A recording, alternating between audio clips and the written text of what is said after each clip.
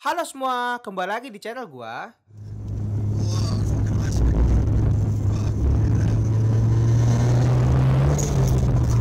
At this moment, he knew he fucked up.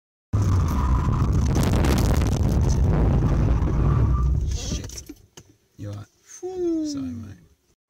Di video kali ini kita akan membahas sejarah dari mobil Toyota MR2. Ya, karena sebelumnya gue pernah membahas sejarah dari Miata, salah satu roadster ikonik dari Mazda. Nah, jika kalian belum nonton videonya, kalian bisa klik di pojok kanan atas. Nah, Toyota itu juga punya versinya sendiri, yaitu Toyota MR2. MR2 yang bisa dibilang Ferrari-nya Kere-Hore. Harganya kayaknya bukan buat Kere-Hore deh nih. MR2 merupakan singkatan dari Midship Runabout Two-Seater, yaitu mobil mid-engine rear-wheel drive dari Toyota. Karena tahun 80-an itu lagi ngetren-trennya mobil-mobil yang compact dan fun to drive. Dan MR2 ini juga satu angkatan sama kakaknya, yaitu Supra Mark III dan Celica. Oke, sekarang kita kembali ke tahun 1979. Awal mula rancangan desain dari Toyota MR2.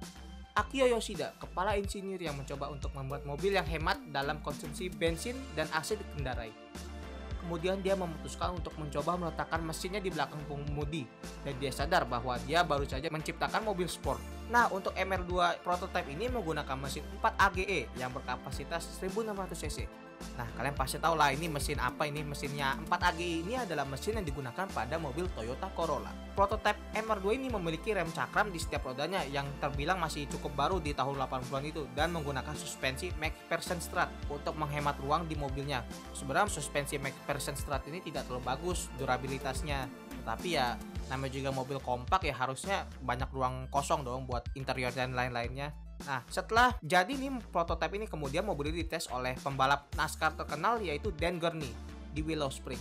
Mereka menghabiskan seminggu di Willow Spring sibuk mengotak-atik mobil itu agar sempurna.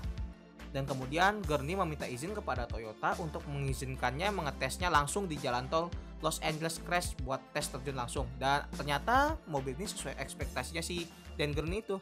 Dan akhirnya generasi pertama MR2 yang berkode W10 rilis di tahun 1984 yang masih menggunakan mesin yang sama seperti prototipenya, yaitu 4 AGE 1600 cc yang dapat menghasilkan 130 tenaga kuda. Dan kemudian di tahun 1986 keluar lagi varian tertinggi menggunakan supercharger yang dapat menempuh 0-100 dalam waktu 6,3 detik dan dapat menghasilkan 145 tenaga kuda. Ya, desain generasi pertama ini emang mirip banget sama mobil-mobilnya Lotus, karena emang pada dasarnya MR2 generasi pertama ini dibantu oleh Lotus, dan kemudian ya Toyota minjem lah desainnya. Jadi kan kalau Lotus tuh ciri khasnya itu dia desainnya itu kayak mobil-mobil prototipe gitu ya, tegak-tegak gitu, jarang kayak melengkung atau sebagai macamnya lah. Nah, yang varian supercharger ini juga atapnya itu dikasih atap model T-Tops. Kalian kalau tahu tuh model-model kayak gini adalah ikon-ikonnya tuh tahun 80-an, apalagi ditambah dia punya lampu pop up, atapnya begini tuh jadi menambah kesan aura 80-annya. Nah, atap T-Top ini mirip-mirip sama Ford Thunderbird, Pontiac Viro, dan masih banyak lagi. Nah, tapi ada satu masalah di generasi pertama MR2 ini, yaitu masalah oversteer. Ya, mobil ini memang lincah di trek dan yang pasti enteng ya. Tapi gara-gara wheelbase-nya yang pendek dan penempatan mesinnya yang berada di belakang pengemudi, menjadi itu pembagian beratnya tuh nggak seimbang. Jadi lu kalau belok, mobilnya tuh kayak kempas gitu. Kalau orang biasa pasti bisa celaka lah. Kecuali dia pembalap kayak pembalap F1 tuh pasti mereka mengerti teorinya. Jadi generasi pertama ini dinilai kurang bagus lah. Sekarang kita memasuki tahun 1989, generasi kedua dari MR2 yang memiliki kode SW20. Dari sinilah muncul julukan Pullman Ferrari. Ya, karena emang mirip sih desainnya sama Ferrari 438, cuma aja dikasih logo Toyota. Nah, generasi kedua ini mengalami banyak perubahan di bagian bodi dan juga mesinnya. Nah, untuk mesin sendiri udah nggak pakai mesin dari Corolla lagi ya. MR2 ini sekarang dia pakai mesin dari Toyota Celica 2000 GT, yaitu mesin 3S JTA pakai turbo yang berkapasitas 2000 cc yang dapat menghasilkan 200 tenaga kuda. Nah, generasi kedua ini juga ditambah beratnya 180 kg dari kakaknya, karena ya pasti kan ada pelebaran interiornya dan mesinnya juga yang tambah besar kapasitasnya, dan dipakai suspensi yang lebih baik lagi daripada yang sebelumnya, karena ya sebelumnya itu juga jelek. Nah, biar kalian tahu aja nih, generasi kedua dari MR2 ini bisa ngalahin mobil-mobil kayak NSX, Supra Mark III, Nissan GT-R, RX-7 RZ, dan BMW M3. Nah, mereka ini diadu di dalam lomba quarter mile atau balapan 400 meter di sebuah acara TV yang bernama Best Motoring. Itu tuh acara khas dari Jepang ya. Nah, MR2 ini memimpin mereka semua. Dan semua itu rata-rata mobil baru ya, benar-benar stok dari pabrik. Dan berhasillah MR2 memimpin. Nah, berikut cuplikannya. 危なくなかった。早速土屋セブンで現場検証。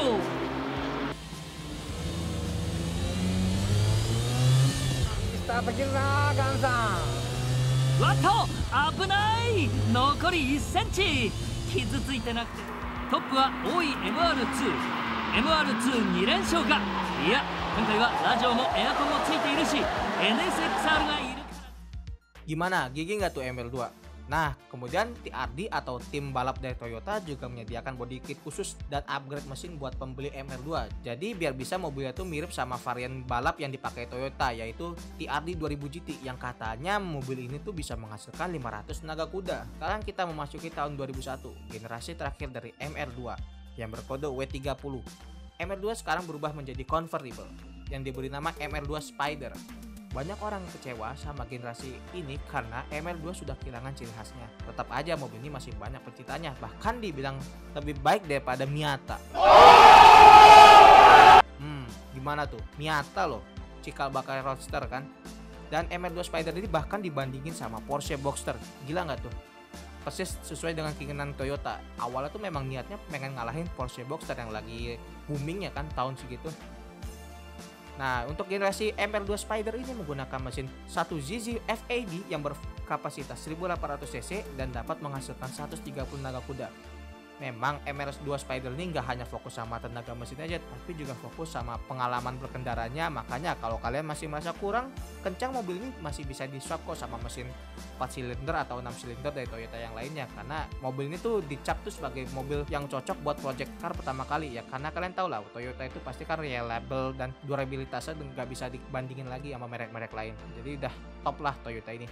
Dan kemudian produksi MR2 Spider ini dihentikan di tahun 2007 karena ya Toyota sudah fokus untuk memproduksi mobil-mobil konvensional saja, mobil-mobil buat harian lah. Nah, tapi nih rumornya katanya Toyota itu sedang bekerja sama Porsche buat menghidupkan kembali MR2 karena kalian tahu Porsche itu kan sukses sama Porsche Boxsternya. Dari pengalaman Toyota kan juga udah kerjasama tuh sama BMW terus ngidupin lagi Supra GR kan.